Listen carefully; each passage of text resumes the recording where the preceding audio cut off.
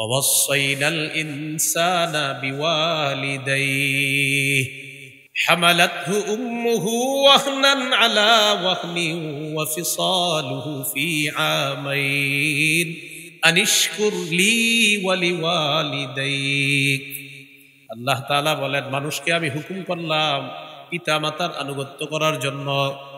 হামালাতহু উম্মুহু ওয়াহনান আলা ওয়াহনিন, মা তার সন্তানকে কষ্টের পর কষ্ট সহ্য করে পেটে ধারণ করেছে। ওয়াফিসালুহু ফি আমাইন, এরপর সন্তান দুনিয়াতে আসার পর 2 বছর দুধ পান করানোর পর 2 বছর পর তার দুধ ছাড়িয়েছে।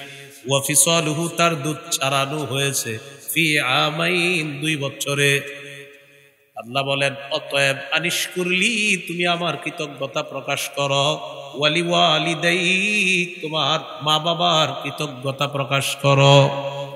সূরা বনী ইসরাঈল 23, 24, 25 নম্বর আয়াতে আল্লাহ বলেন, ওয়াকাদা রাব্বুকা আল্লা তা'বুদু ইল্লা ইয়্যাহ ওয়া বিল ওয়ালিদাইনি ইহসানা। তোমার রব ফয়সালা করেছেন, সিদ্ধান্ত নিয়ে ফেলেছেন, তোমরা আল্লাহ ছাড়া কারো ইবাদত করবা না। ওয়া বিল ওয়ালিদাইনি ইহসানা, এই সিদ্ধান্ত করে ফেলেছেন মা বাবার সেবা করবা, তাদের নাফরমানি করবা না। ইম্মা ইয়াবলুগান্না ইনদাকাল কিবারা আহাদুহুমা আও কিলাহুমা ফালা তাকুল লাহুমা উফফিন ওয়ালা তানহারহুমা وَقُلْ لَهُمَا قَوْلًا كَرِيمًا। আল্লাহ তাআলা বলেন, আল্লাহ ফয়সালা করেছেন তোমরা আল্লাহ ছাড়া কারো ইবাদত করবা না, পিতা মাতার সেবা করবা। ইম্মা ইয়াবলুগান্না ইনদাকাল কিবারা আহাদুহুমা আও কিলাহুমা, তোমার কাছে যদি তোমার মা বাবার 2 জনের একজন অথবা 2 জন বার্ধক্যে পৌঁছে যায়, বার্ধক্যে উপনীত হয়, বুড়া বুড়ি বৃদ্ধ বৃদ্ধা হয়ে যায়, খুব বুঝবেন এই জায়গাটা। ফালা তাকুল্লাহুমা উফ, তাদেরকে উফ শব্দটা বলবা না। বলেন সবাই, কি বলবো না? আবার বলেন, উফ। উফ দ্বারা কি উদ্দেশ্য? উফ দ্বারা 2টি উদ্দেশ্য। বলেন আমার সাথে, তাহলে মনে থাকবে। বলেন, বিরক্তি প্রকাশ করব না, অথবা বিরক্তি সূচক কোন শব্দ মুখে উচ্চারণ করব না। এটা হলো উফের ব্যাখ্যা। তাদের সামনে উফ বলবা না। মা বাবা বৃদ্ধ বৃদ্ধা হয়ে যাওয়ার পর এক কথা বারবার বলতে পারে, বয়সের ভারে এক কথা বারবার বললে সাধারণত আরেকজনের মেজাজ খারাপ হয়। আপনার মা বাবা যদি এক কথা বারবারও বলে, বিরক্তি প্রকাশও করবেন না, বিরক্তি সূচক কোনো শব্দ মুখে আনবেন না। কেন? কারণ শৈশবে ছোটবেলায় আপনিও এক কথা 100 বার বলছেন, তারা কখনো বিরক্ত হয় না। তাই বৃদ্ধ বৃদ্ধা হওয়ার পর তারাও যদি এক কথা 100 বার বলে, আপনি বিরক্ত হতে পারবেন না। মা বাবা বৃদ্ধ বৃদ্ধা যখন হয়ে যায়, শিশুর মতো হয়ে যায়, এক কথা দেখেন আইসক্রিম খাইতে চায়, চিপস খাইতে চায়, বৃদ্ধ বৃদ্ধা হইলে এর মানে এখন শিশুর মতো হয়ে গেছে। এখন এক কথা যদি বারবার বলে, বিরক্তি প্রকাশ করবেন না, বিরক্তি সূচক কোন শব্দ মুখে আনবেন না। ওয়ালা তানহারহুমা, তাদেরকে ধমক দিবা না, সাবধান, এটা তো করবেনই না। মা বাবার সামনে কখনো রাগ করবেন না, রাগান্বিত হবেন না। মনে রাগ আসলো মনের মধ্যে দাফন করে হাসি মুখে থাকবেন সামনে। বলেন ইনশাআল্লাহ। কারণ তাদের দোয়া যেমন কবুল হয়ে যায়, বদদোয়াও কবুল হয়ে যায়। আবু দাউদের হাদিস, 1536 নম্বর হাদিস। قال رسول الله صلى الله عليه وسلم ثلاث دعوات مستجابات। নবীজি বলেন 3টি দোয়া কবুল হয়ে যায়। বলেন কয়টি দোয়া কবুল হয়ে যায়? 3টি। 1 নম্বর দাওয়াতুল ওয়ালিদ, পিতা মাতার দোয়া। 1 নম্বর পিতা মাতার দোয়া। 2 নম্বর ওয়া দাওয়াতুল মুসাফির, মুসাফিরের দোয়া। 3 নম্বর ওয়া দাওয়াতুল মাজলুম, মাজলুমের দোয়া। 3টি দোয়া কবুল হয়ে যায়। হাদিসে আসছে লা শাক্কা ফিহিন্না, এতে কোনো সন্দেহ নাই। দাওয়াতুল ওয়ালিদ, পিতা মাতার দোয়া কবুল হয়ে যায়। ওয়া দাওয়াতুল মুসাফির, মুসাফিরের দোয়া কবুল হয়ে যায়। ওয়া দাওয়াতুল মাজলুম, মাজলুমের দোয়া কবুল হয়ে যায়। এই 3 ধরনের দোয়া কবুল হয়ে যায়। আল্লাহ আমাদের সকলকে মা বাবার সামনে বিরক্তি প্রকাশ করা, বিরক্তি সূচক শব্দ বলা, রাগান্বিত চেহারা, এই জাতীয় ভয়ঙ্কর অবস্থা থেকে আল্লাহ আমাদেরকে হেফাজত করেন। অনেক সময় অনেক সন্তান মা বাবারে অভিশাপ দিয়ে দেয়, মা বাবারে অভিশাপ দেয়, আপনি আর কাম পান না খায়া দিলি কি হবে? এই যে আপনি যে দিলেন কি হবে জানেন? যেই সন্তান তার মা বাবাকে অভিশাপ দেয় আল্লাহ তাকে অভিশাপ দেয়। সহিহ মুসলিমের হাদিস, 1978 নম্বর হাদিস আমাদের মাদ্রাসার পাঠ্যপুস্তক অনুসারে, আর আপনাদের পকেটের উস্তাদ অনুসারে 5018 নম্বর হাদিস। এই হাদিসের মধ্যে আছে আলী রাদিয়াল্লাহু তাআলা আনহুর বর্ণনা। হযরত আলী রাদিয়াল্লাহু তাআলা আনহুকে একজন বললেন, মা কাদান নবী সাল্লাল্লাহু আলাইহি ওয়াসাল্লাম ইউসিল্লু ইলাইকা। আমিরুল মুমিনিন মানুষ বলে আল্লাহ নবী নাকি আপনার কাছে গোপনে কি জানি বলে গেছে, এই গোপন বিষয়গুলো আপনার কাছে জানতে চাই। আলী রাদিয়াল্লাহু তাআলা আনহু জবাব দিলেন, হযরত আলী ধমক দিয়ে বললেন, না নবীজি আমাকে গোপনে কি বলবে? হযরত আলী জবাব দিলেন, মা কাদান নবী সাল্লাল্লাহু আলাইহি ওয়াসাল্লাম ইউসিল্লু ইলাইয়া ইয়াকতুমুহুন নাস। মানুষের কাছে আড়াল করে নবী আমাকে এমন কিছু গোপনে বলে নাই, তবে এতটুকু আমার মনে হয় যে নবী আমারে 4টা কথা বলছিলেন, সেটাও আর গোপন নাই, এই যে আমি এখন তোমাদেরকে বলে দিচ্ছি। হযরত আলী রাদিয়াল্লাহু তাআলা আনহু বললেন, নবী আমাকে মানুষের থেকে আড়াল করে কিছু বলে নাই। গায়রা আন্নাহু হাদ্দাসানি ফি, নবীজি আমাকে বলেছেন কালিমাতিন আরবাইন, 4টা কথা বলেছেন আমাকে, যে কথাটা আমার মনে হচ্ছে আমাকে আড়ালে বলেছিলেন, তবে এখন তো আর আড়াল নাই, এখন এই যে তোমাদেরকে বলে দিচ্ছি। তাহলে বলেন তো একান্তে হযরত আলীকে নবী কয়টা কথা বলছিলেন? সেই 4টা কি আর গোপন আছে না বলে দিছে? সাহাবী প্রশ্ন করলেন, ওয়ামা হুন্না ইয়া আমিরুল মুমিনিন। আলী রাদিয়াল্লাহু তাআলা আনহুকে প্রশ্ন করলেন তার ছাত্র আমিরুল মুমিনিন, এই 4টা বিষয় কি আপনার কাছে জানতে চাই। আলী রাদিয়াল্লাহু তাআলা আনহু জবাব দিলেন, আল্লাহ নবী বলেন, লাআনাল্লাহ মান লাআনা ওয়ালিদা। ওই ব্যক্তিরে আল্লাহ অভিশাপ দেয় যে ব্যক্তি তার মা বাবাকে অভিশাপ দেয়। 4 কথার প্রথম কথা, লাআনাল্লাহ মান লাআনা ওয়ালিদা।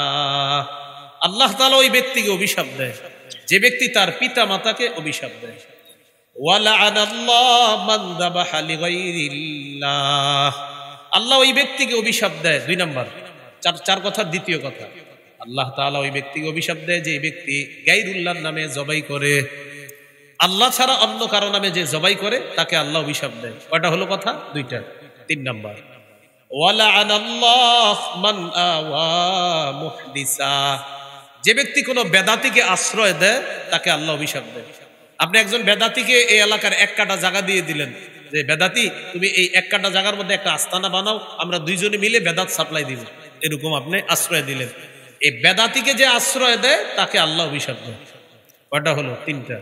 4 নাম্বার, ওয়া লাআনাল্লাহ মান গায়্যারা মানারাল আরদ। ওই ব্যক্তিকে আল্লাহ অভিশাপ দেয় যে ব্যক্তি জমিনের নিশানা পরিবর্তন করে ফেলে। খুঁটিটা ছিল আগে এই জায়গায়, হঠাৎ খুঁটি এখানে চলে গেল। আরে ঘটনা কি? জিজ্ঞাসা করছে ঘটনা কি? আপনি খুঁটি পাল্টাইলেন কেন? পাওয়ারে আছে। কিসে আছে? আবার কিছুদিন পর দেবেন খুঁটি এখানে এসে পড়ছে, ঘটনা কি? পাওয়ার শেষ।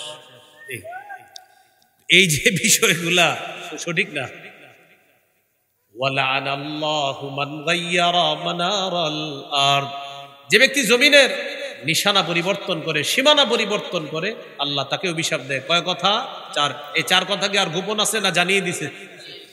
এই 4টার মধ্যে একটা হলো মা বাবাকে যদি কেউ অভিশাপ দেয় আল্লাহ তাকে অভিশাপ দেয়। এটা হলো আমার মূল আলোচ্য বিষয়, যে মা বাবাকে কখনো অভিশাপ দিবেন না, তাদের সামনে রাগ করবেন না।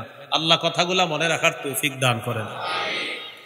তাহলে বাবা মা বার্ধক্যে উপনীত হলে 1 নাম্বার উফ শব্দটা বলবো না। 2 নাম্বার, ওয়ালা তানহারহু, কখনো ধমক দিব না, রাগত স্বরে কথা বলবো না, রাগান্বিত চেহারা তাদের সামনে রাখবো না। এরপরে আল্লাহ বলেন, ওয়াকুল লাহুমা কাওলান কারীমা। তাদের সাথে নরম কথা বলবা, ভদ্রভাবে কথা বলবা, তাদের সাথে সম্মানসূচক কথা বলবা। 1 কথা বারবার বললে কি বলবেন জানেন? জি আব্বা ঠিক আছে, আম্মা ঠিক আছে, আসলে কিন্তু ঠিক নাই অনেকগুলো। এরপরে আপনি বলবেন জি আব্বা জি ঠিক আছে ঠিক আছে, মানে আপনি মেনে নিবেন জি। আর আসলে তো আপনি জানেন যে কোনটা এখানে সঠিক কোনটা সঠিক না, কারণ এটা তো আপনি আবার আলেমদের সাথে পরামর্শ করবেন যে হুজুর আব্বা আম্মা তো এটা বলতেছে, কি করা যায়? তখন আলেমরা আপনাকে বলে দিবে যে এতটুকু অংশ জায়েজ আছে, এতটুকু জায়েজ নাই। তো আপনার আব্বা যদি বারবার একটা কথা বলে, তো আপনি দেখতেছেন যে এই সবগুলা কথা আসলে মানা জরুরিও না, তো মুখের সামনে কি বলবেন? জি জি আব্বাজি আম্মাজি, হাসি মুখে বলবেন, বিরক্তি সূচক শব্দ আনবেন না, বিরক্তি প্রকাশ করবেন না, ধমকও দিবেন না। অকুল্লাহুমা কাউলান কারীমা, ভদ্রভাবে কথা বলবা, সম্মান সূচক কথা বলবা। এটা আল্লাহ বলে, মনে থাকবেন ইনশাআল্লাহ। ওয়াকুর রব্বিরহামহুমা কামা রাব্বায়ানি সগীরা। আর তুমি দোয়া করবা, হে আমার রব, আমার পিতা মাতা যেইভাবে শৈশবে আমার লালন পালন করেছে, আমার পিতা মাতাকে এইভাবে আপনি দয়া করেন, মায়া করেন, তাদের প্রতি আপনি রহম করেন, যেইভাবে আমার মা বাবা আমাকে শৈশবে লালন পালন করেছে। পিতা মাতার জন্য দোয়া করা। আবু দাউদের হাদিস 2880 নম্বর হাদিস, 2880। قال رسول الله صلى الله عليه وسلم إذا مات الإنسان انقطع عنه عمله إلا من ثلاثة। নবীজি বলেন, মানুষ যখন মারা যায় তার আমলের সুযোগ শেষ হয়ে যায়, বন্ধ হয়ে যায়। ইল্লা মিন সালাসা, তিনটি আমলের সওয়াব বাকি থাকে। ইল্লা মিন সাদাকাতিন জারিয়া, এক নাম্বার সদকায়ে জারিয়া, এটার সব কবরে যাওয়ার পরেও সে পেতে থাকবে। দুই নাম্বার আও ইলমিন ইউনতাফাউ বিহি, এমন এলেম যে এলেমের মাধ্যমে উপকৃত হওয়া যায়। আপনার বিদ্যায় আরেকজন উপকৃত হয়, এই যতজন উপকৃত হচ্ছে তাদের এলেমের সওয়াব আপনার কবরে আল্লাহ দিয়ে দিবে। শাইখুল হাদিস আল্লামা আজিজুল হক রহমতুল্লাহ আলাইহি, হযরতের শুধু হাজার হাজার ছাত্র আছে শাইখুল হাদিস, ওনার হাজার হাজার ছাত্র যারা শুধু শাইখুল হাদিস। আর মুহাদ্দিস মুফতি তো আছে, মানে শুধু শাইখুল হাদিস আছে হাজার হাজার ছাত্র, আর মুহাদ্দিস আছে, মুফতি আছে, আরো অন্যান্য কিতাব বিভাগেও আছে হুজুরের। তাহলে এই শাইখুল হাদিস আল্লামা আজিজুল হক রহমতুল্লাহ আলাইহি এমন কাজ দুনিয়াতে করে গিয়েছেন। আও ইলমিন ইউনতাফাউ বিহি, এমন এলেম যে এলেমের মাধ্যমে উপকৃত হওয়া যায়। তো এই জন্য এলেম, এই মাদ্রাসার যারা পড়াশোনা করায় উস্তাদরা, তার এলেম দিয়ে 10 জন উপকৃত হয়, তার এলেম আরো 10 জন জানে। এই জন্য একজন আলেম কবরে যাওয়ার পর তার এই সিলসিলা যতদিন চালু থাকবে, কবরে সওয়াব পৌঁছতে থাকবে। 3 নাম্বার আওয়ালাদিন সলিহিন ইয়াদউ লাহ, এমন একজন নেককার সন্তান দুনিয়াতে রেখে গেছে, যে সন্তান পিতামাতার জন্য দোয়া করে, রব্বিরহামহুমা কামা রব্বায়ানি সগীরা। দোয়া করব তো ইনশাআল্লাহ। যাদের মা বাবা মারা গেছে তাদের জন্য দোয়া করবেন। মুসনাদে আহমদের হাদিস 10618 নম্বর হাদিস। قال رسول الله صلى الله عليه وسلم إن الله لا يرفع الدرجة للعبد الصالح في الجنة فيقول يا رب أنى لي هذا। سبحان الله। আল্লাহ তাআলা নেককার ব্যক্তির মর্যাদা জান্নাতের মধ্যে বাড়াবেন। আল্লাহ তাআলা নেককার ব্যক্তির মর্যাদা জান্নাতের মধ্যে বাড়িয়ে দিবেন। নিশ্চয়ই আল্লাহ লা ইয়ারফাউদ দারাজাতা, মর্যাদা বাড়াবেন, লিল আবদিস সালিহি, নেককার বান্দার, ফিল জান্নাহ, জান্নাতে। মানে জান্নাত তো একটা মর্যাদা, আরো মর্যাদা আল্লাহ তার বাড়াবেন। ফায়াকুলু, ওই ব্যক্তি বলবে, ইয়া রাব্বি আন্না লি হাদা, আল্লাহ আমার এই মর্যাদা বাড়লো কেন? নেককার ব্যক্তি আল্লাহকে বলবে, আল্লাহ আমার মর্যাদা বাড়লো কেন? আল্লাহ তাআলা জবাব দিবেন, বিইস্তিগফারি ওয়ালাদিকা সালিহ, তোমার নেককার সন্তান তোমার জন্য দোয়া করছে তাই মর্যাদা বাড়ায় দিছিস। মা বাবা যাদের কবরে আছে বেশি বেশি দোয়া করবেন, আল্লাহ আমার আব্বাকে জান্নাত দেন, আল্লাহ আমার আম্মাকে জান্নাত দেন, আল্লাহ আব্বার মর্যাদা বাড়ায়া দেন, আল্লাহ আম্মার মর্যাদা বাড়ায়া দেন, আল্লাহ আব্বার কোনো গুনাহ থাকলে মাফ করে দেন, আম্মার কোনো গুনাহ থাকলে মাফ করে দেন, এরকম খালি বারবার বলেন। তো আল্লাহর রাসূল সাল্লাল্লাহু আলাইহি সাল্লাম বলেন, আল্লাহ তাআলা নেককার বান্দার মর্যাদা জান্নাতে বাড়ায়া দেয়। বাড়া দেওয়ার পর নেককার বান্দা বলে, আল্লাহ আমার মর্যাদা কেন বাড়লো? আল্লাহ তখন বলে, বিইস্তিগফারি ওয়ালাদিকা, তোমার নেককার সন্তান তোমার জন্য ইস্তেগফার পাঠ করছে, তাই আমি আল্লাহ তোমার মর্যাদা বাড়াচ্ছি। তাহলে দোয়া করবো তো ইনশাআল্লাহ। আল্লাহ তৌফিক দান করেন। বলেন সূরা আনামে কয় উপদেশ দিবে আল্লাহ? কয় উপদেশ দিবে? 10 উপদেশ। তো যাই হোক, পরের অংশটা শুনে নিই সূরা বনী ইসরাঈলের। ওয়াকফিদ লাহুমা জানাহাদ্দুল্লি মিনার রাহমা, এই অংশটা রয়ে গেছে।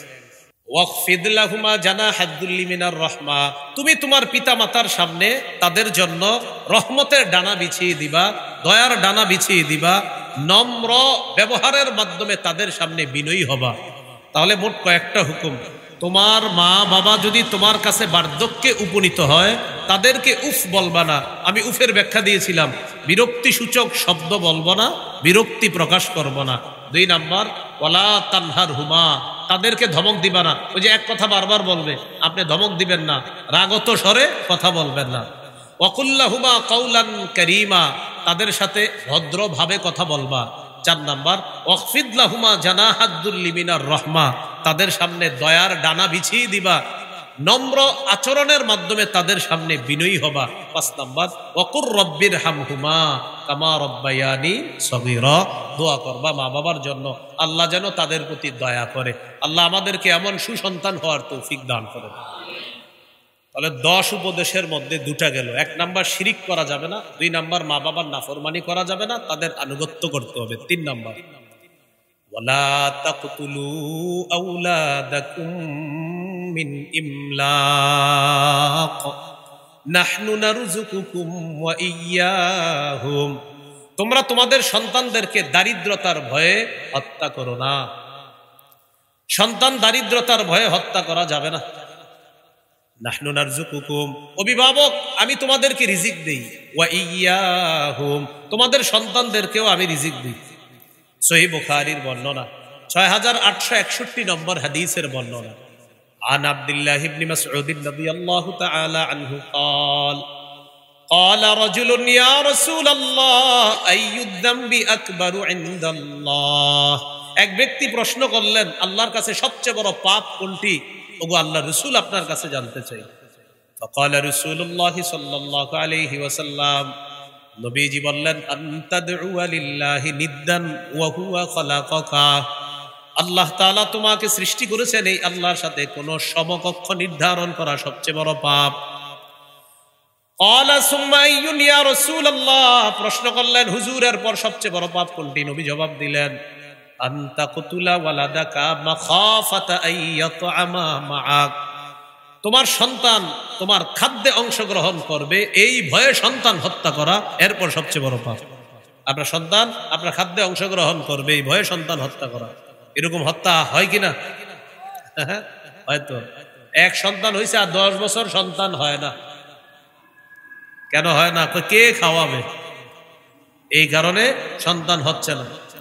আবার ঘরে ক্যালেন্ডার লাগায় রাখছে, 2টি সন্তানের বেশি নয়, 1টি হলেই যথেষ্ট হয়। 2টি সন্তানের বেশি নয়, 1টি হলে ভালো হয়। এই স্লোগান আপনাদেরকে যারা শিখায়, এদেরও 7 জন 8 জন সন্তান, এক একজনের, কারো বাপের পরিচয় আছে কারো নাই, বাকি সন্তান 7-8 জন। তাহলে দারিদ্রতার ভয়ে সন্তান হত্যা করা বড় পাপ। ক্বালা সুম্মা আইয়ুন ইয়া রাসূলুল্লাহ, প্রশ্ন করলেন, হুজুরের পর সবচেয়ে বড় পাপ কোনটি? নবীজি বললেন, আনতুজানি বিহালিলাতি জারিকা, তুমি তোমার প্রতিবেশীর স্ত্রীর সাথে ব্যভিচারে লিপ্ত হওয়া এরপর সবচেয়ে বড় পাপ। আল্লাহ আমাদেরকে হেফাজত করেন। তাহলে সন্তান হত্যা করা যাবে না দারিদ্রতার ভয়ে, এটা হলো 3 নম্বর উপদেশ। 4, ওয়ালা তাকরাবুল ফাওয়াহিশা মা যাহারা মিনহা ওয়া মা বাতান, প্রকাশ্য অশ্লীলতার কাছে যেও না, গোপন অশ্লীলতার কাছে যেও না। অন্য আয়াতে আল্লাহ বলেন, ওয়াদারু যাহিরাল ইসমি ওয়া বাতিনা, তোমরা প্রকাশ্য পাপ ছেড়ে দাও, গোপন পাপ তোমরা ছেড়ে দাও। জিনা করা এটা একটা অশ্লীল কাজ। সূরা বনী ইসরাঈলের 32 নম্বর আয়াতে আল্লাহ বলেন, ওয়ালা তাকরাবুজ জিনা ইন্নাহু কানা ফাহিশা, তোমরা জিনার কাছেও যেও না, জিনা অশ্লীল কাজ। দেখেন আল্লাহ এখানে বলেন নাই জিনা করবা না, বলছে জিনার কাছে যেও না। জিনার কাছে যেও না মানে মা ইউকাররিবু ইলা জিনা, যা জিনার নিকটবর্তী করে দেয় এমন কাজের কাছেও যাওয়া যাবে না। সহিহ বুখারীর বর্ণনা 6612 নম্বর হাদিস। ক্বালা রাসূলুল্লাহ সাল্লাল্লাহু আলাইহি ওয়াসাল্লাম ইন্নাল্লাহা কাতাবা আলা ইবনি আদম হাজ্জাহু মিনাজ জিনা আদরাকা যালিকা লা মাহালা। আল্লাহ তাআলা আদম সন্তানের উপর জিনার পরীক্ষা অবধারিত করে দিয়েছেন, এই পরীক্ষায় সবাই পড়বে। ফাজিনাল আইনি আন-নাজরু, চোখের জিনা হলো দেখা, ওয়া জিনাল লিসান আল মানতিক, মুখের জিনা হলো কথা বলা, ওয়া নাফসুহু তামান্না ওয়া তাশতাহি, অন্তর কল্পনা করে, এটা হলো অন্তরের জিনা। ফোনে কল আসছে, অপরিচিতা এক কণ্ঠের ফোন আসছে আপনার। এখন এই ফোন পাওয়ার পর আপনি ভাবতেছেন কে ফোনটা দিল, মনের জিনা শুরু হয়ে গেছে। এবার কথা বলা শুরু করেছেন, জিহ্বার জিনা, কানের জিনা শুরু হলো, অনুভব করা শুরু করেছেন, কলবের জিনা। মোবাইলে এসএমএস লিখতেছেন খারাপ, এই যে হাতে টাচ করে এসএমএস গুলা লিখতেছেন অশ্লীল এসএমএস, এটা হাতের জিনা করছেন। এরপরে আপনি তার সাথে দেখা করার জন্য একটা সময় নির্ধারণ করলেন, ঘর থেকে বের হয়ে আপনি হাঁটতে হাঁটতে রওনা করলেন। আপনার প্রথম কদম ফালানোর সাথে সাথেই পায়ের জিনা শুরু হয়ে গেল। তার কাছে গেলেন, আল্লাহ না করেন শরীরে স্পর্শ হলে হাতের জিনা। নবী শেষে বলেন আল ফারজু ইউসাদ্দিকুহু যালিক আও ইউকাযযিব, সর্বশেষ লজ্জাস্থান আসল জিনায় রূপদান করে। বলি নাউযুবিল্লাহ। এই জিনা অহরহর প্রতিটা ঘরে হচ্ছে। মা বাবা জানেও না তার সন্তান পাশের রুমে দরজা লাগিয়ে মোবাইলে কি করছে, এটা কোনো মা বাবা, এরা ভাবতেছে অঙ্ক ইংরেজি করতেছে, কিন্তু সে জানতেছে না তার সন্তান কি করতেছে। এই জন্য উলামায়ে কেরাম কখনো কখনো ইলেকট্রনিক মিডিয়া নিয়ে বললে আপনারা যা করেন উল্টায় বিরুদ্ধে লিখতে থাকেন। কেউ কি আপনার নিষেধ করছে চালাইতে? বলে নাই, বলছে এটার কারণে যারা অশ্লীল কাজ করে এটা নিষেধ। তো আপনার রাগ হওয়ার কারণটা কি? মনে হয় আপনিও ওই অশ্লীল কাজের মধ্যে জড়িয়ে আছেন। আপনি তো রাগ করার কথা না। আল্লাহ আমাদেরকে বুঝার তৌফিক দান করেন। এই জিনা, এগুলা অশ্লীলতা, প্রকাশ্য অশ্লীলতা। এখন আমাদের এই সমাজের মধ্যে প্রকাশ্যে অশ্লীলতা হয় কিভাবে? চা দোকান তো এখন টেলিভিশন ছাড়া হয় না। চা দোকান টেলিভিশন থাকবে না তো হবেই না। ওখানে টেলিভিশন চলবে, অশ্লীল সিনেমা চলবে, সবাই একসাথে মিলে মিশে দেখতেছে। এক তো গুনাহ করতেছে, আবার অপরকে সাক্ষী বানাইতেছে। দোস্ত আমি তোমার সাক্ষী, তুমি আমার সাক্ষী, এরকম সাক্ষী বানাইতেছে, গুনাহ করতেছে, প্রতিনিয়ত গুনাহ করতেছে। এটা প্রকাশ্য অশ্লীলতা। ঘরের মধ্যে দরজা লাগিয়ে আপনি ইলেকট্রনিক মিডিয়ার গুনাহ করতেছেন, সেটা গোপন অশ্লীলতা। প্রকাশ্য পাপ, গোপন পাপ, প্রকাশ্য অশ্লীলতা। গোপন অশ্লীলতার কাছে যাইতো আল্লাহ নিষেধ করেছেন। আল্লাহ হেফাজত করেন। পাপের পরিণাম তো অনেক ভয়ঙ্কর, দুনিয়াবি কিছু পরিণতিও আছে ভয়ঙ্কর। পাপ আল্লাহর লানত টেনে আনে। কার লানত? সহিহ বুখারীর বর্ণনা 6783 নম্বর হাদিস। এই হাদিসের মধ্যে আছে ক্বালা রাসূলুল্লাহ সাল্লাল্লাহু আলাইহি ওয়াসাল্লাম, নবীজি বলেন লানাল্লাহুস সারিকা ইয়াসরিকুল বাইদাতা, আল্লাহ তাআলা ওই চোরকে অভিশাপ দেয় যে চোর ডিম চুরি করে। কি চুরি করে? তাহলে ডিমের মা যে চুরি করে তার কি অবস্থা? ডিম চুরি করলে অভিশাপ, ডিমের মা চুরি করলে। ওয়াসরিকুল হাবলা, কেউ যদি রশি চুরি করে তার উপর আল্লাহর অভিশাপ। তাহলে রশি দিয়ে যেটা বাঁধা ছিল সেটা চুরি করলে কি হবে? গরু চুরি করতে গেছিল, গরু লয়েছে রশি, এটার উপরও অভিশাপ। গরুটা আর আনতে পারে নাই, গরু চুরি করলে কি অবস্থা হবে? তো পাপ আল্লাহ লানত টেনে আনে। আবু দাউদের হাদিস 3674 নম্বর হাদিস। এই হাদিসটা সবাই একটু মন দিয়ে শোনেন। قال رسول الله صلى الله عليه وسلم لعن الله الخمر وشاربها وساقيها وبائعها ومبتاعها وعاصرها ومعتصرها وحاملها والمحمولة إليه. কত? নয়, না না নয়, কত হলো? নয়। لعن الله الخمر, আল্লাহ মাদক দ্রব্যকে অভিশাপ দেয়। কাকে? মদকে আল্লাহ অভিশাপ দেয়, উদ্দেশ্য মাদক দ্রব্য। মাদকদ্রব্য আবার এখন অনেকে নাম পাল্টায়া মাদকদ্রব্য সেবন করে, নামটা পাল্টায়া দেয়। আর মানুষ যে নাম পাল্টায়া মাদকদ্রব্য নিবে এটাও আমগো নবী বলে গিয়েছে। ইবনে মাজার 4020 নম্বর হাদিসে আছে, ক্বালা রাসূলুল্লাহ সাল্লাল্লাহু আলাইহি ওয়াসাল্লাম লা ইয়াশরাবান্না নাসুম মিন উম্মতি আল খামরা ইউসাম্মুনাহা বিগাইরি ইসমিহা। নবীজি বলেন আমার উম্মতের একদল মদ সেবন করবে, মদের নামটা তারা পাল্টায়া দিবে। আমার উম্মতের একদল নাম পাল্টায়া মাদক দ্রব্য নিবে, মদ সেবন করবে। ইয়াবা, বাবা, গাঁজা, হিরোইন, ফেন্সিডিল, আফিম, কানাডা ড্রাই, মাস্তুদ, শ্যাম্পেন, ডাইল, বিয়ার ইত্যাদি নাম দিবে আর মাদক দ্রব্য এরা সেবন করবে। নবী বলেছেন আমার উম্মতের একদল নামটা শুধু পাল্টায়া দিবে, মদ মাদক ইত্যাদি এগুলা নিবে। ভ্যান গাড়ি, চা দোকানের চিপা চুপায় যেগুলা হচ্ছে অভিশাপ। কি হচ্ছে? অভিশাপ, হ্যাঁ, আল্লাহর অভিশাপ। এই যে ট্রেন লাইন, বিশেষ করে কিছু ট্রেন যেখানে পড়া থাকে, ট্রেনের বগি কাজ টাজ করে, সেখানেও মাদক দ্রব্য অনেকে আপনার লুকিয়ে লুকিয়ে সেবন করতে পারে। লাআনাল্লাহুল খামরা, মাদক দ্রব্য আল্লাহ অভিশাপ দিয়েছেন। ওয়া শারিবাহা, যে মদ সেবন করে তাকে আল্লাহ অভিশাপ দিয়েছেন। ওয়া সাকিয়াহা, যে মদ পরিবেশন করে তাকে আল্লাহ অভিশাপ দিয়েছেন। আমাদের অনেক মুসলিম ভাইয়েরা এমন জায়গায় চাকরি করে, হালাল অংশ আছে, হারাম অংশ আছে। মদ পরিবেশন করা লাগে, এই জাতীয় অংশের কাজটা করেন না। ওয়া বাইআহা, মদ যে বিক্রি করে তাকে আল্লাহ অভিশাপ দেয়। ওয়া মুবতাআহা, মদ যে ক্রয় করে তাকে আল্লাহ অভিশাপ দেয়। অনেকে সুন্দর সুন্দর ভাষণ দেয়, মনে করেন এখানে এসেও দিতে পারে, ভাই এলাকাকে আমরা মাদক দ্রব্য মুক্ত করব, এলাকাবাসীর মুরব্বী যারা আছেন আমাদেরকে সহযোগিতা করবেন। সামনে সবাই বলে ঠিক ঠিক, খোঁজ নিয়ে দেখা যায় যে এরকম বলতেছে এই চুপি চুপি মাদক দ্রব্যের এক্সপোর্ট ইনপুট করতেছে। এটা আসলেই ঠিক, এটা রেডিমেড ঠিক না, এটা আসলেই ঠিক। এই যে বিষয়টা বা ইয়াহা ওয়া মুবতাহা, যে বিক্রি করে যে ক্রয় করে, উভয়ের উপর আল্লাহর অভিশাপ। এগুলো 5 নাম্বার। 6 নাম্বার ওয়া আসিরাহা ওয়া মু'তাসিরাহা, 6 নাম্বার যে মদ উৎপাদন করে তার উপর আল্লাহর অভিশাপ। ওয়া মু'তাসিরাহা, যে মদ পরিশোধন করে এটার নাম দেয় বিভিন্ন বাংলা মদ ইত্যাদি নাম দেয়, এটার উপর আল্লাহর অভিশাপ। ওয়া হামিলাহা, মদ যে বহন করে নিয়ে যায় তার উপর আল্লাহর অভিশাপ।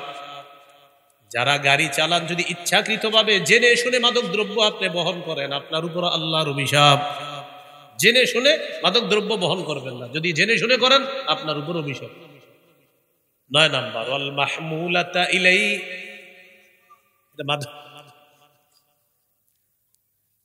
আপনার বাইরে প্রশ্ন করে না,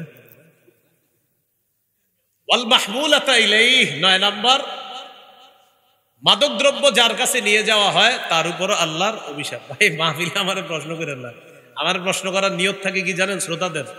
হুজুরের একটা প্রশ্ন করে কোনোভাবে মুখ খোলানো গেলে কালকে পুরাই হিট, এই জন্য অনেকে পুরা এই নিয়তে থাকে। কিন্তু চান্দুরা এই নিয়ত করে লাভ নাই, এই নিয়ত করে না, প্রশ্ন করে না, এটাই নিয়ত করে প্রশ্ন করে যেটা করি বাস হয়ে যাবে। আমার প্রশ্ন, আমি প্রশ্ন মানে প্রশ্নের উত্তর দেওয়ার যোগ্যতা এখনো হয় নাই সরাসরি, এই জন্য প্রশ্ন করবেন না। আমাদের দেশে বিজ্ঞ মুফতি সাহেবরা আছে, আমাদের আল্লামা মুফতি দেলোয়ার সাহেবকে প্রশ্ন করবেন। হুজুর হলেন চলতে ফিরতে একজন জীবন্ত মুফতি, হুজুরে করবেন ইনশাল্লাহ, প্রশ্ন দিবেন। তো যাই হোক, বলছিলাম এই 9টা যেটা বললাম, মাদক দ্রব্য যে মদ পান করে, যে মদ পরিবেশন করে, যে মদ বিক্রি করে, যে মদ ক্রয় করে, যে মদ বহন করে, যার কাছে বহন করে নিয়ে যাওয়া হয়, যে মদ উৎপাদন করে, যে মদ পরিশোধন করে, এই 9টা, এগুলা সবগুলার উপর আল্লাহর অভিশাপ। তাহলে এই পাপ প্রকাশ্যে হোক গোপনে হোক, এই পাপ আল্লাহর অভিশাপ দুনিয়াতেই টেনে আনে। আল্লাহ হেফাজত করেন। পাপের কারণে আরো কিছু ক্ষতি হয়, যেমন মাদ্রাসার এই ছাত্রী অনেকে মাশাআল্লাহ তারা মাওলানা হয়েছে। এই জাতীয় মাওলানা যারা হয়েছে তাদের অভিভাবক এখানে আছেন, আপনারা একটু মন দিয়ে শোনেন। আবার অনেক ছাত্রদের অভিভাবকরাও আছে। পাপের কারণে কোরআন সুন্নাহর নূর সিনা থেকে আল্লাহ সিনায় আনে। আপনার কোরআন সুন্নাহর যে আলো আল্লাহ এই অন্তরে দান করে, পাপের কারণে এই বিদ্যা আল্লাহ উঠায় নেয়। পাপের কারণে পাপে জড়িয়ে যাওয়া যাবে না। আব্দুল্লাহ ইবনে মাসউদ রাদিয়াল্লাহু তাআলা আনহু বলেন, ইন্নী লা আহসিবু আন্নার রাজুলা ইয়ানসাল ইলমা ক্বাদ আলিমাহু বিদ্দামবি ইয়ামালুহু। আব্দুল্লাহ ইবনে মাসউদ রাদিয়াল্লাহু তাআলা আনহু বলেন, আমার অভিজ্ঞতা হলো মানুষ তার জানা বিদ্যা ভুলে যায় পাপের কারণে। মানুষ তার জানা বিদ্যা ভুলে যায় পাপের কারণে। আরেকটা দৃষ্টান্ত নেন, হানাফি মাযহাব, এই মাযহাবের ইমামের নাম কি? ইমাম আবু হানিফা রাহমাতুল্লাহি আলাইহি। কানাল ইমামু আবু হানিফা রাহিমাহুল্লাহ ইযা আশকালাত আলাইহি মাসআলা ক্বালা লিআসহাবিহি আহাদা ইল্লা লিযামবিন ক্বাদ আহদাসতুহু। ইমাম আবু হানিফার যখন কোনো মাসালায় খটকা লাগতো তখন তিনি তার ছাত্রদেরকে বলতেন, আমার মনে হয় কোনো গুনাহ হয়ে গেছে কিনা, না হয় মাসালার সমাধান পাচ্ছি না কেন।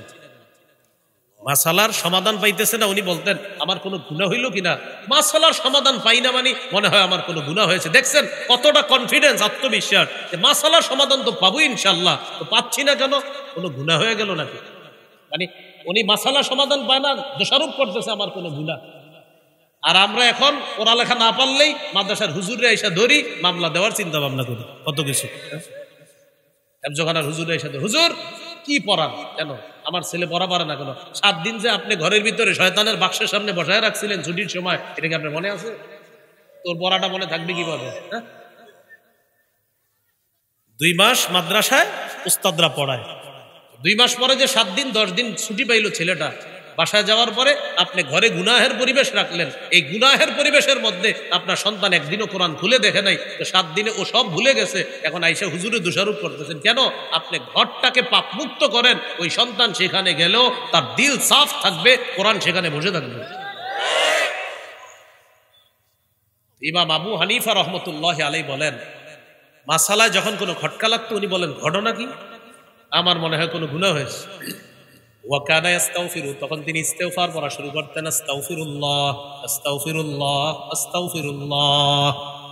ওয়া রুবামা কামা ওয়া সাল্লা, কখনো কখনো নামাজের মধ্যে দাঁড়িয়ে যাইতেন, ফাতানকাশিফা লাহুল মাসআলা, ইস্তেগফার পড়তে পড়তে নামাজে দাঁড়াইতেন, নামাজ শেষ করতেন, আল্লাহ তাআলা তাকে মাসালার সমাধান দিয়ে দিতেন। এবার একটু বুঝেন শেষে কি কয়। ইমাম আবু হানিফা রহমতুল্লাহ আলাইহির যখন মাসালা সমাধান হয়ে যেত, গুরুত্বপূর্ণ অংশটা দেখেন কি বলে। তিনি বলেন, রাজাউতু আদনি তিবা আলাইয়া, এই শোনো, আমাকে আল্লাহ মাসালার সমাধান দিয়ে দিয়েছেন, এর মানে আল্লাহ আমার তওবা কবুল করছে। মাসালার সমাধান না হওয়া পর্যন্ত উনি বলতেন আমার মনে হয় কোনো গুনাহ হয়েছে। মাসালার সমাধান হয়ে গেলে বলতেন, এই শোনো, আমি আশাবাদী, আমার তওবা কবুল হয়ে গেছে। হযরত কিভাবে? আমি মাসালার সমাধান পেয়ে গেছি, আর মাসালার সমাধান পেয়েছি মানে আমার রব খুশি হয়েছে, আর খুশি হয়েছে মানে আমি এই জন্য তো মাসালার সমাধান পেয়েছি। তারা কি পরিমাণ আপনার আল্লাহর সাথে সম্পর্ক, মানে একই যে গুনাহ হবে কোরআন হাদিস শিখতে পারবো না, গুনাহ হবে না কোরআন হাদিস শিখতে পারবো, সোজা হিসাব। আল্লাহ আমাদেরকে বুঝার তৌফিক দান করেন। এখান থেকে একটা কথা শিখছি আমরা, বলেন ইস্তেগফারে গুনাহ ঝরে, গুনাহ ঝরলে মেধা বাড়ে। যে যত বেশি ইস্তেগফার পড়বে তার তত বেশি গুনাহ ঝরবে, যার যত বেশি গুনাহ ঝরবে তার তত বেশি মেধা বাড়বে। এজন্য ইস্তেগফারের মাধ্যমে গুনাহ ঝরিয়ে ফেলতে হবে আর মেধা বাড়াইতে হবে। সন্তানদেরকে শিখিয়ে দিবেন বেশি বেশি আস্তাগফিরুল্লাহ পড়বা।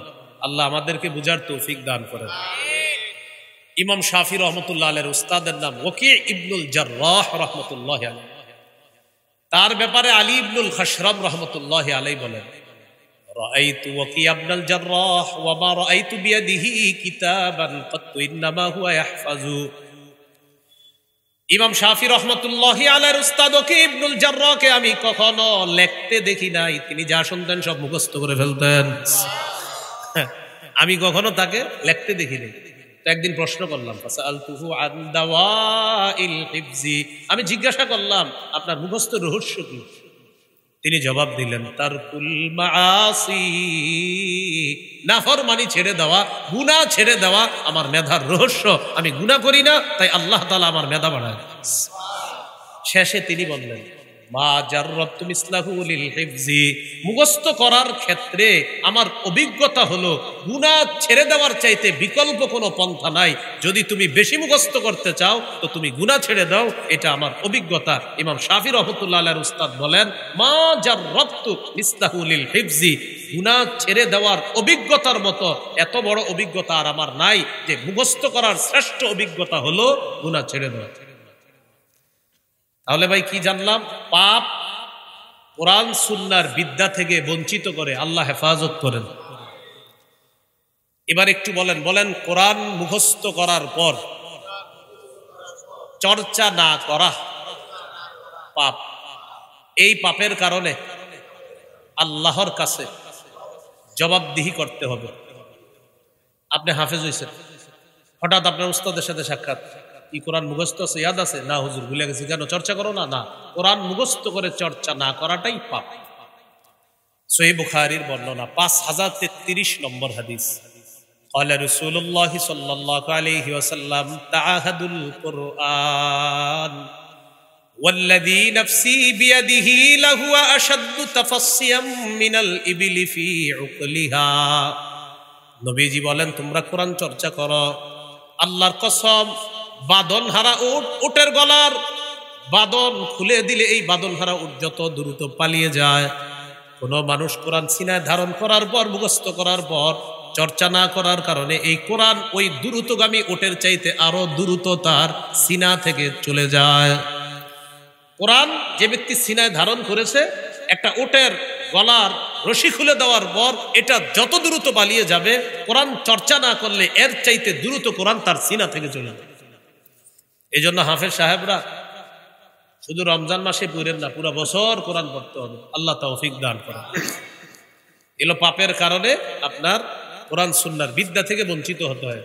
এবার একটা রহস্যের কথা শোনেন। কোরআনে ইব্রাহিম আলাইহিস সালাম আল্লাহর কাছে দোয়া করলেন, রব্বানা ওয়াবআথ ফীহিম রাসূলাম মিনহুম ইয়াতলু আলাইহিম আয়াতিক ওয়া ইউআল্লিমুহুমুল কিতাবা ওয়াল হিকমাতা ওয়া ইউযাক্কিহিম।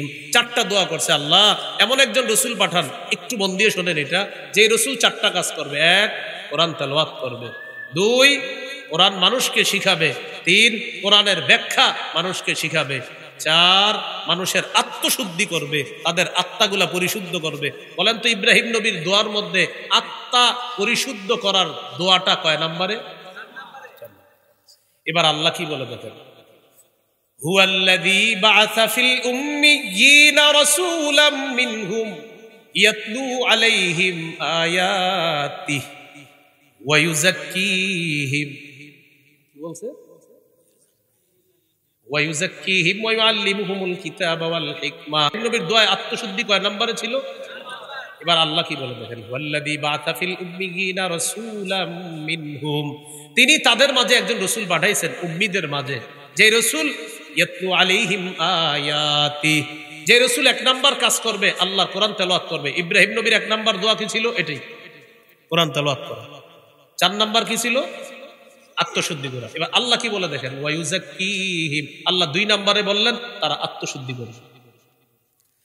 আল্লাহ বললেন তিনি এমন একজন রাসূল পাঠিয়েছেন যে রাসূল কোরআন তেলাওয়াত করবে, আত্মশুদ্ধি করবে, কিতাব শিখাবে, হাদিস শিখাবে। ইব্রাহিম নবী দোয়ায় বলেছিলেন কোরআন তেলাওয়াত করবে, কিতাব শিখাবে, হাদিস শিখাবে, আত্মশুদ্ধি করবে। আল্লাহ বললেন পাঠাইছি এমন একজন রাসূল যিনি তেলাওয়াত করবে, আত্মশুদ্ধি করবে। ইব্রাহিম নবী বলছিলেন 4 নম্বরে সিরিয়ালে, আল্লাহ 4টাই ঠিক রাখছেন, বাকি 4র্থ সিরিয়ালটা আল্লাহ 2 নম্বরে নিয়ে আসছে। কেন? আল্লাহ বুঝাইতে চান নবী কোরআন তেলাওয়াত করবে, এরপর মানুষের অন্তরটা পরিশুদ্ধ করবে, করার পর ওই পরিশুদ্ধ অন্তরে 3 নাম্বার তাদেরকে কোরআন শিখাবে, 4 নাম্বার তাদেরকে হাদিস শিখাবে, যেন পরিশুদ্ধ অন্তরে কোরআন হাদিস বসে যায়। এই জন্য আল্লাহ বললেন সিরিয়ালে 2 নাম্বার আত্মশুদ্ধি। অথচ ইব্রাহিম নবী 4 নম্বরে বলছিলেন ইউযাক্কিহিম, আল্লাহ বললেন না না না 2 নাম্বার ইউযাক্কিহিম। তেলাওয়াত করবে 2 নাম্বার, আত্মাটা পরিশুদ্ধ করবে, সাহাবীদের কলব সাফ করবে, সাফ কলবে এবার কোরআন রাখবে, হাদিস রাখবে। বুঝে আসছেন? তাহলে আত্মাটা পরিশুদ্ধ করতে হবে। তো বলছিলাম পাপের 3 নাম্বার একটা ক্ষতি হলো আপনার, 2 নাম্বার একটা ক্ষতি হলো পাপের, যে কোরআন সুন্নাহর বিদ্যা থেকে বঞ্চিত হতে হয়। আল্লাহ আমাদেরকে হেফাজত করেন। মনে আছে কোথায় ছিলাম আমরা? 4 নাম্বার উপদেশ আল্লাহর, ওয়ালা তাকরাবুল ফাওয়াহিশা মা যাহারা মিনহা ওয়া মা বাতান, প্রকাশ্য অশ্লীলতা, গোপন অশ্লীলতার কাছেও যেও না। 5 নাম্বার, ওয়ালা তাকতুলুন নাফসাল্লাতী হারামাল্লাহু ইল্লা বিল হক, অন্যায় ভাবে মানুষ হত্যা করো না। তাহলে মানুষ হত্যা করা এটা কোন ধরনের মানবাধিকার? এটা অন্যায়। সূরা মাইদার 32 নম্বর আয়াতে আল্লাহ বলেন, মান কাতালা নাফসাম বিগাইরি নাফসিন আও ফাসাদিন ফিল আরদ ফাকান্নামা কাতালান নাসা জামিআ, যে ব্যক্তি অন্যায় ভাবে কোনো মানুষকে হত্যা করলো সে যেন সারা পৃথিবীর সমস্ত মানুষকে হত্যা করলো। বলি নাউযুবিল্লাহ। আল্লাহ তাআলা বলেন, যালিকুম ওয়াসাকুম বিহি লাআল্লাকুম তাকিলুন, আল্লাহ তোমাদেরকে ওয়াজ করেন যাতে তোমরা বুঝো। 6 নাম্বার, ওয়ালা তাকরাবু মালাল ইয়াতীমি ইল্লা বিল্লাতী হিয়া আহসান হাত্তা ইয়াবলুগা আশুদ্দাহ, এতিম পরিণত বয়সে পৌঁছার আগ পর্যন্ত তার সম্পদের ধারে কাছেও যাবা না, অন্যায়ভাবে তার সম্পদ ভক্ষণ করবা না, তবে ন্যায় পন্থায় যতটুকু প্রয়োজন ততটুকু সম্পদ নিয়ে তার পিছনে ব্যয় করা যাবে, এটা আবার ভিন্ন বিষয়। আল্লাহ বলেন, ইন্নাল্লাযীনা ইয়াকুলুনা আমওয়ালাল ইয়াতামা যুলমা, যারা এতিমের সম্পদ অন্যায়ভাবে ভক্ষণ করে, ইন্নামা ইয়াকুলুনা ফি বুতুনিহিম নারা, তারা পেটের মধ্যে আগুন খায়, ওয়া সায়াসলাউনা সাঈরা, ও চিরেই তারা প্রজ্বলিত আগুনে প্রবেশ করবে। 7 নাম্বার, ওয়া আউফুল কাইলা ওয়াল মিজানা বিল কিসত, ইনসাফের সাথে পরিমাপ এবং ওজন করার সময় পরিপূর্ণভাবে পরিমাপ করবা, ওজন করবা, ইনসাফের সাথে করবা। লা নুকাল্লিফু নাফসান ইল্লা উসআহা, আল্লাহ বলেন আমি সাধ্যের বাইরে কাউকে কোনো কিছু চাপায়া দেয় না। উদ্দেশ্য হলো পরিমাপ ওজন করার সময় সামান্য একটু এদিক সেদিক, সামান্য এদিক সেদিক বেখেয়ালে হয়ে যাওয়াটা স্বাভাবিক, আল্লাহ বলেন এটা মাফ করে দিবে। বেখেয়ালে এদিক সামান্য সামান্য, বেশি না। এজন্য দেখেন যারা পরিমাপ করবেন আপনাদের একটা হতে পারে যে ওজন করার সময় একটু বেশি দিয়ে দিবেন, তাহলে অন্তরে আর ঝামেলা থাকবে না যে আমি কি তারে কম দিলাম কিনা, আপনি একটু বেশি দিয়ে দিন, তাহলে আর কোনো সমস্যা থাকবে না। এজন্য ওজনে একটু বেশি দেওয়ার চেষ্টা করবেন, কম না দেওয়া। 8 নাম্বার, ওয়া ইযা কুনতুম ফাদিলু, কথা বললে সত্য কথা বলবা, ইনসাফের কথা বলবা, ওয়ালাউ কানা দা কুরবা, যদিও নিকটাত্মীয় কেউ সামনে থাকে। আপনার নিকটাত্মীয় আসছে, আরেকজন আসছে, এখন একটা কথা বলতে হবে আপনার, এই কথাটা আপনার নিকটাত্মীয়র বিরুদ্ধেও যেতে পারে, এই জন্য আল্লাহ বলেন তখনও সত্য কথা বলবা, তোমার নিকটাত্মীয় যদি কেউ হয় সত্য কথা বলবা। ওয়াবি আহদিল্লাহি আউফু, 9 নাম্বার, আল্লাহর সাথে কৃত অঙ্গীকারগুলা রক্ষা করো। মুসলিম হিসাবে আল্লাহর যতগুলো আদেশ যতগুলো নিষেধ আছে এই সবগুলা থেকে বেঁচে থাকতে হবে। যালিকুম ওয়াসাকুম বিহি লাআল্লাকুম তাযাক্কারুন, আল্লাহ বলেন তিনি তোমাদেরকে ওয়াজ করতেছেন যাতে তোমরা উপদেশ গ্রহণ করো। সর্বশেষ 10 নম্বর, ওয়া আন্না হাযা সিরাতী মুস্তাকিমা, নবী বলেন এটাই আমার রাস্তা, ফাত্তাবিউ, এই রাস্তার অনুসরণ করো, ওয়ালা তাত্তাবিউস সুবুলা ফাতাফাররাকা বিকুম আন সাবিলি, অনেকগুলা রাস্তা আছে আশেপাশে, এগুলার অনুসরণ করবা না। ফাতাফাররাকা, এই ফাতাফাররাকা এটা হলো ক্রিয়া, এটার কর্তা হলো আসুবুল, অনেকগুলা রাস্তা যদি অনুসরণ করো তাহলে ওই রাস্তাগুলা তাফাররাকা, বিচ্ছিন্ন করে দিবে তোমাকে সোজা রাস্তা থেকে। অনেকগুলা রাস্তার অনুসরণ করবা না, ওগুলাতে গেলে সোজা রাস্তা থেকে তোমাকে বিচ্ছিন্ন করে দিবে। উসমান রাদিয়াল্লাহু তাআলা আনহুর বর্ণনা, নবীজি একটা লম্বা দাগ দিছে, আশেপাশে অনেকগুলা দাগ দিছে, দেওয়ার পর বললেন এটা সিরাতে মুস্তাকিম, এটা আল্লাহর রাস্তা, আশেপাশের রাস্তাগুলা হলো ইবলিসের রাস্তা। এক এক রাস্তার মাথায় শয়তান বসে বিভিন্ন অপরাধের দিকে মানুষকে ডাকে। আল্লাহ আমাদের সকলকে সিরাতে মুস্তাকিমের উপর যেন আমরা চলতে পারি, আল্লাহ তৌফিক দান করেন। 10 নম্বর যে বিষয়টা, সিরাতে মুস্তাকিমের উপর চলার জন্য বেশি বেশি দোয়া করা, ইহদিনাস সিরাতাল মুস্তাকিম, এই দোয়াটা করা। আরেকটা দোয়া আছে, রব্বানা লা তুজিগ কুলুবানা বাদা ইদ হাদাইতানা ওয়া হাব লানা মিন লাদুনকা রাহমা ইন্নাকা আনতাল ওয়াহ্হাব, এই দোয়াগুলা বেশি বেশি করা। নবীজির একটা দোয়া আছে, আল্লাহুম্মা মুকাল্লিবাল কুলুব সাব্বিত কলবি আলা দীনিক ইয়া মুসাররিফাল কুলুব সাররিফ কলবি আলা তাআতিক। 10টা উপদেশ। 1 নাম্বার, শিরিক করা যাবে না। 2 নাম্বার, পিতা মাতার নাফরমানি করা যাবে না। 3 নাম্বার, সন্তানকে দারিদ্রতার ভয়ে হত্যা করা যাবে না। 4 নাম্বার, প্রকাশ্য পাপ, গোপন পাপের কাছে যাওয়া যাবে না। 5 নাম্বার, কাউকে অন্যায়ভাবে হত্যা করা যাবে না। 6 নাম্বার, অন্যায়ভাবে এতিমের সম্পদের কাছেও যাওয়া যাবে না। 7 নাম্বার, পরিমাপ ওজন করতে হবে পরিপূর্ণ ইনসাফের সাথে। 8 নাম্বার, কথা বললে সত্য কথা বলা, ইনসাফের কথা বলা। 9 নাম্বার, মুসলিম হিসাবে আল্লাহর সাথে যে ওয়াদাগুলা আছে এই ওয়াদাগুলা পুরা করা। 10 নম্বর সিরাতে মুস্তাকিমের অনুসরণ করা, শয়তানের রাস্তা সমূহের অনুসরণ না করা। এই 10টি উপদেশ আমরা যেন আমাদের জীবনে বাস্তবায়ন করতে পারি, করণীয়গুলো করা, বর্জনীয়গুলো বর্জন করতে পারি। আল্লাহ তৌফিক দান করেন। সুবহানাল্লাহি ওয়া বিহামদিহি, সুবহানাকাল্লাহুম্মা ওয়া বিহামদিকা, আশহাদু আল্লা ইলাহা ইল্লা আনতা, আস্তাগফিরুকা ওয়া আতুবু ইলাইক।